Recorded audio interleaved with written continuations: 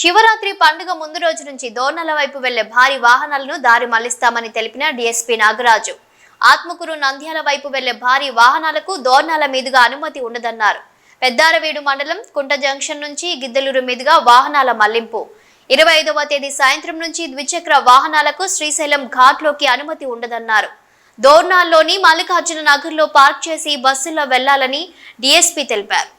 ముఖ్యంగా చెప్పాల్సింది ఏంటంటే కుంట జంక్షన్ దగ్గర డైవర్షన్ పెట్టుకుంటాం.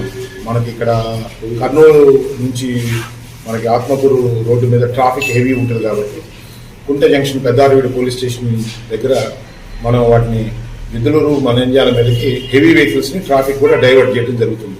ఇవన్నీ కూడా మనలో పెట్టుకొని ఆ రోజుకి అప్పటికప్పుడు మాకు ఇబ్బంది కలిగింది అనుకోకుండా ఇవన్నీ ముందుగా తెలియజేస్తున్నారు కాబట్టి సో రవాణాదారులు కానీ లారీ డ్రైవర్లు కానీ సో 26వ తారీఖు మీకు దోర్నాల నుంచి డైరెక్ట్గా ఇక పోయే ఈ రోడ్లో మీకు టువర్డ్స్ ఆత్మకూరుకి అనుమతి లేదు.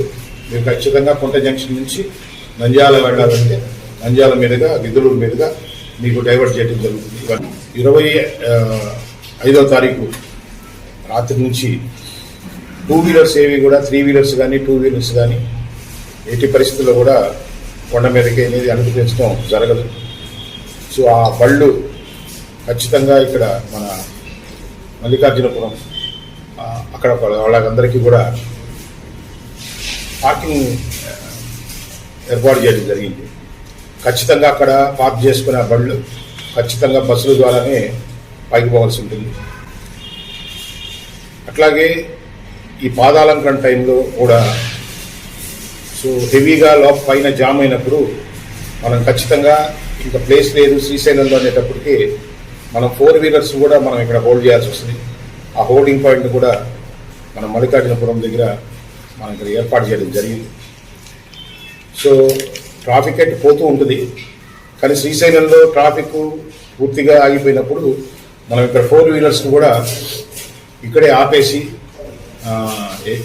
తర్వాత ట్రాఫిక్ క్లియర్ అయిన తర్వాత వదలడానికి సంబంధించిన చర్యలు అయితే తీసుకోవడం జరిగింది.